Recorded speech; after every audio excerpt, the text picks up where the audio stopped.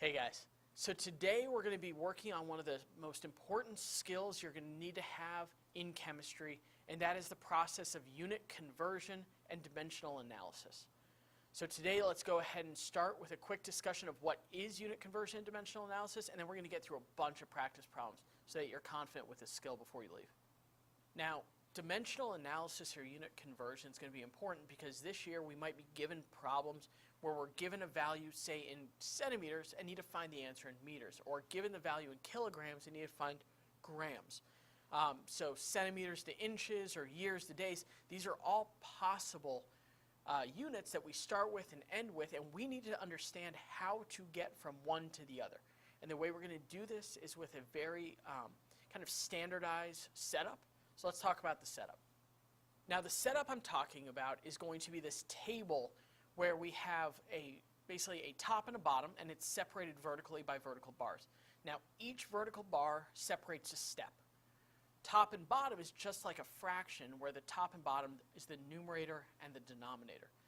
For example here, if we start with feet and need to convert into inches, the way we're going to do this is by putting a unit of feet on the bottom and a unit of inches on the top. The reason we do this is because we need to convert out of feet, and by putting the feet on the bottom, it cancels with any unit of feet on the top, and then by putting inches on the top, it's essentially converting into inches. Now, in order to fill in these units with numbers, we need to look at something called an equivalency.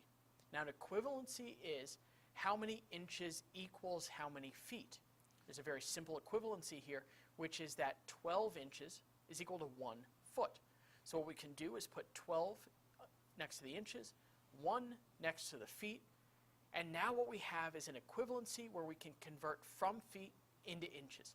Again, it's really important throughout all of these that you track your units. It becomes even more important as the year goes on because our units are going to become more and more complex. So track your units. If it's on top and the bottom, we can cancel it. If it's just on the top or just on the bottom, we don't cancel it, and it ends up in the answer. All right, so let's take a look at a couple of examples of unit conversion now. Now, utilizing dimensional analysis, we need to convert from centimeters into meters. Now, if we're going to do this, again, we start writing whatever value we're given. In this case, it's going to be with centimeters. And we're going to use our dimensional analysis table to convert into meters. This means centimeters needs to cancel, so it's going to go on the bottom. And meters, which we need to get it into, is going to go on the top. This is going to be a one-step conversion, and our equivalency is that there are 100 centimeters in every 1 meter. So that 100 would go on the bottom, and the 1 would go on the top. So to get from centimeters to meters, we're effectively dividing by 100. Now, if we're going to go from feet into yards, we're going to do the same thing, but now we have a different equivalency. We start with feet written.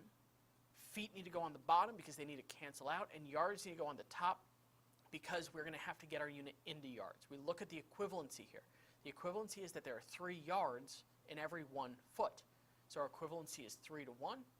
And so as you can see, our unit conversion is going to be able to cancel out the feet, and in the end we'll end up with the units in yards.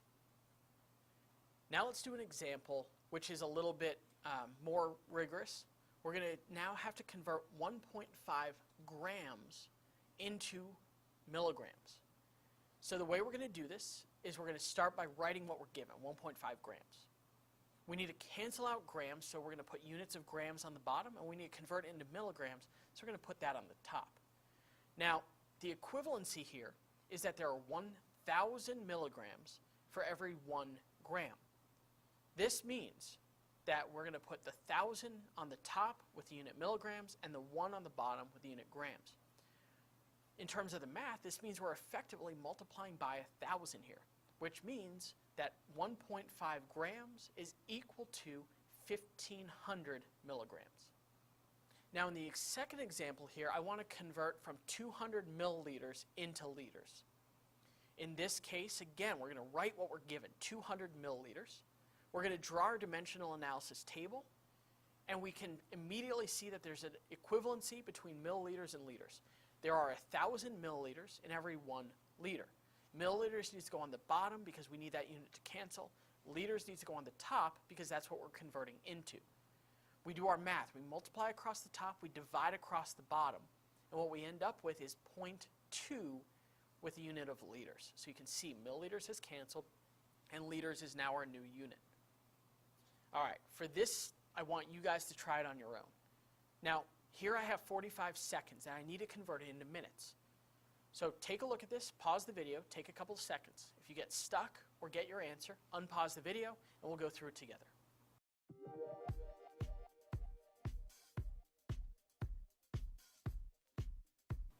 Okay, now you've had a few seconds to work on it. Here's the way we start this problem. We write down the value that's given, 45 seconds. We need to convert into minutes, which means we need to utilize our conversion factor between seconds and minutes. There are 60 seconds in every 1 minute. To get it out of seconds, we need to divide by seconds, and get it in at minutes, we need to multiply by minutes. We're going to divide by 60 seconds and multiply by 1 minute.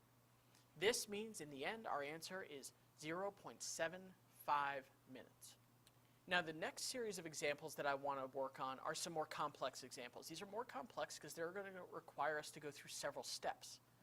In the last few, we only took one step. In other words, there was only one equivalency between the units we had and the units we wanted.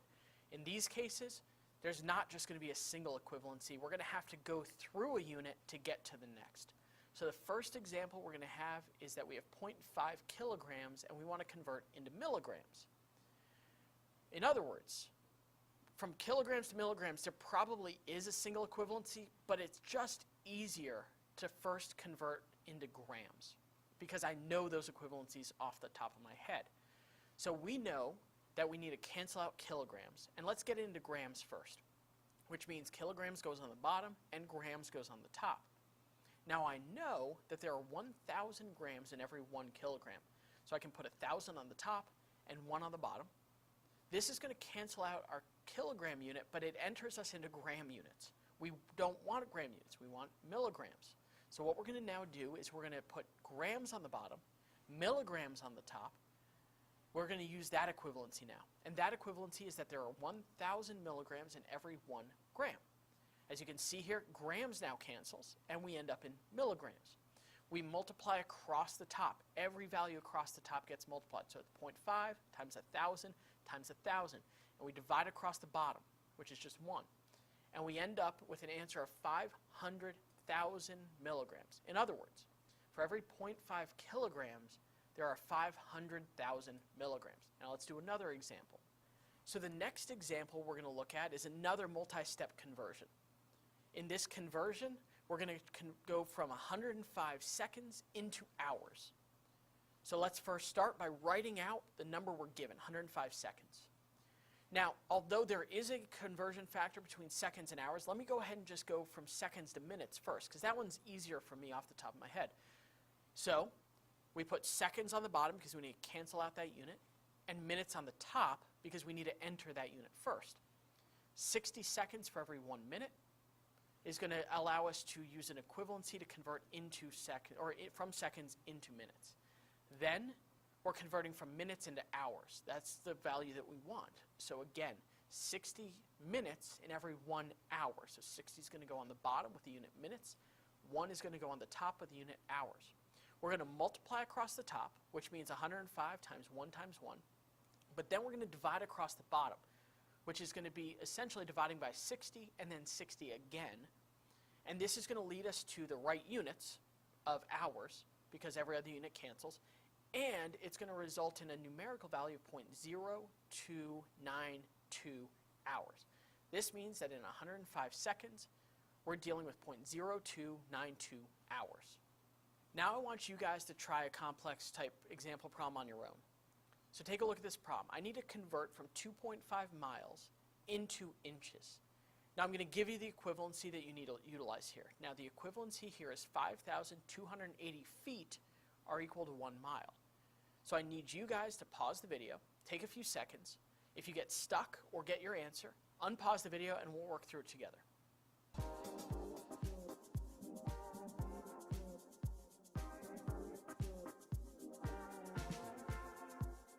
Okay, so now you've had a few seconds to work on it. Let's go through this answer. As always, we start by writing out the first part that we're given.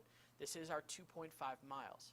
We need to utilize our first equivalency. This is 5,280 feet in every 1 mile. So what we're going to do is multiply by the 5,280 feet, divide by 1 mile. This cancels out the mile units, but we're in feet, not inches. To get to inches, we use our equivalency between feet and inches, which is 12 inches in every 1 feet. So to get to our answer in inches, what we need to do is take our 2.5 miles, multiply by 5,280 feet, and then by 12 inches. We divide across the bottom, which is essentially just 1, but the units are going to cancel there, and what we end up with is our answer of 160,000 inches. Now, often in chemistry, these unit conversions are not going to be quite as simple as saying, how many this is this? Oftentimes, you're going to be given a word type problem that you're going to have to infer the need to convert. So here are a couple of word problem examples. Now, for this one, as far-fetched as it might seem, let's assume I run a marathon. Now, if I run a marathon, I want to know how many feet I just ran. Now, we know a marathon is 26.2 miles. Now, as 26.2 miles for a marathon, we need to convert out of miles and into feet. So what we're going to do is we're going to divide by miles and convert into feet by multiplying by feet. Now, if you remember the conversion from the last slide, it's 5,280 feet per mile. This means we multiply our 26.2 by 5,280, and we end up with our answer that I ran approximately 140,000 feet. All right, now I want you guys to take a look at this one and try it for a few seconds on your own. Okay? If I spend 3 hours working on a packet, I want to know how many seconds I just spent trying to finish the packet. Now, the way you're going to do this is, again, using our unit conversion practices. So take a couple of seconds, pause the video. When you get stuck or get an answer, unpause the video and we'll work it through together. All right. So now that you've had a few seconds to work on it, what you need to do is write out the number we're given first. This is 3 hours. We need to convert first into minutes and then into seconds. So what we're going to do is we're going to use our conversion factor of 1 hour is equal to 60 minutes first. We multiply by the 60 minutes, divide by the 1 hour. This cancels out our hour units and converts into minutes. Then we're going to divide by 1 minute and multiply by 60 seconds because this is going to convert us into seconds. Again, in this case, minutes cancel out. So what we see in the end is that I spent approximately 10,000 seconds working on this packet. Remember, there's only one sig fig in this answer. So even though the calculator number you got isn't going to be exactly 10,000, in terms of sig figs, that would be the answer that we report. All right, so that wraps up today's video. Today we learned the skill of dimensional analysis and unit conversion. Remember, this is going to be one of the most critical skills you're going to be able to have this year. So make sure you practice it, and always, always remember to include your units as you're doing it. If you forget units, oftentimes you get lost in a problem, especially later in the year as these problems become very, very complex and involve many potential steps. Thank you guys so much for watching this video. I'd like to thank Ashley Zito, Alex Malat, and Michael Jang for writing, filming, and editing the video. Thank you guys so much for watching. I'll see you in the next one.